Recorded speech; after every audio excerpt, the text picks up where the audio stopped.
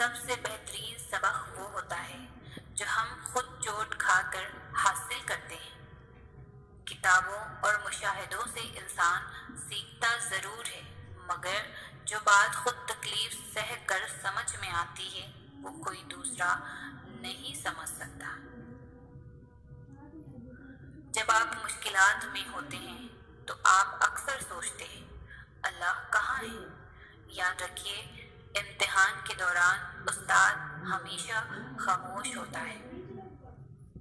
شعور کا پہلا درجہ خاموش رہنے کی عادت، دوسرا درجہ بدتمیزی کا جواب نہ دینا، اور تیسرا درجہ بد اخلاقی کا جواب اخلاق سے دینا۔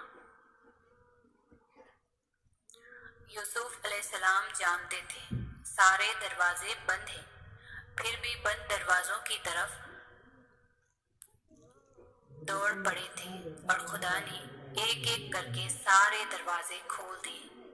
کبھی اگر لگے کہ تمہارے لیے بھی دروازے بند ہیں تو جان لو تمہارا اور یوسف کا خدا ایک ہی ہے۔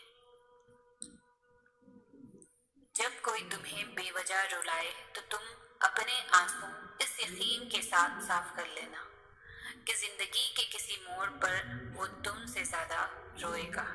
بے شک اللہ بہترین انصاف کرنے والا ہے۔ کسی کے ساتھ غلط کر کے اپنی باری کا انتظار ضرور کرنا، کیونکہ قسمت جب تماچا مارتی ہے تو وہ منہ پر نہیں روح پر لگتا ہے۔ اگر کسی کا آنسو تمہاری وجہ سے گر گیا تو روز محشر اس کے قرض دار بن جاؤ گے۔ زیادتی اتنی ہی کرو جتنی خود پہ آئے تو جھیل سکو، اور صبر اتنا ہی سمیٹو جتنا خدا کا عذاب برداشت کرنے کی طاقت رکھتے ہو، کیونکہ صبر کرنے والے کا معاملہ اللہ کا معاملہ بن جاتا ہے۔ جس انسان میں سچ سننے کی طاقت نہ ہو اس انسان سے گفتگو کرنے سے گریز کرنا چاہیے، کیونکہ وہ آپ کی ہر بات کو غلط قرار دے کر اپنی غلطیوں پر بھی اور آپ ہی کو قصوروار ٹھہرا دے گا۔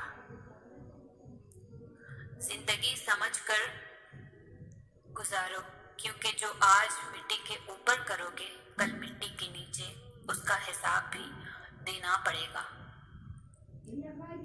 جو آدمی صبر اختیار کرتا ہے وہ کامیابی پاتا ہے، جو جلد بازی کرتا ہے وہ ٹھوکر کھاتا ہے۔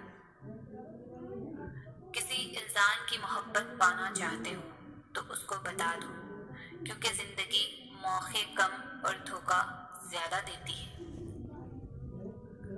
اگر کسی کو خوشی نہیں دے سکتے تو اپنے کردار سے کسی کو تکلیف بھی مت دو۔ کسی کا دل دکھا کے تم اپنے سکون کے لیے مارے مارے پھرتے رہو گے، لیکن پھر بھی تمہیں